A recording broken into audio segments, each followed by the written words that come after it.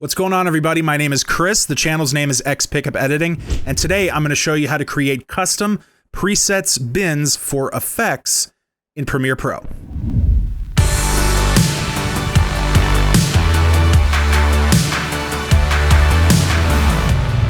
Pretty short and sweet tutorial for today. We're gonna locate our effects window and then right click. You'll see two options pop up, new custom bin and new presets bin. They're both basically the same thing, except a presets bin will stay in the already created presets folder. You can't move it.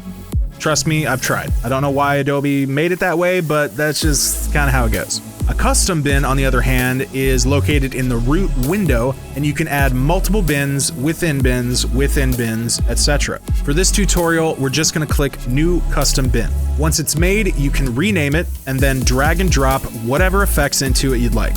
I have one here already made, so we're just gonna open it up and see what I've got inside. So if you're like me, you use the same handful of effects over and over and over again, and I get a little annoyed by having to type in the name of the effect in the search bar or just manually clicking through every single folder to try and find it. So this way, I know exactly where the effect that I want is saved, and I can save myself the time and the frustration of having to go hunt it down.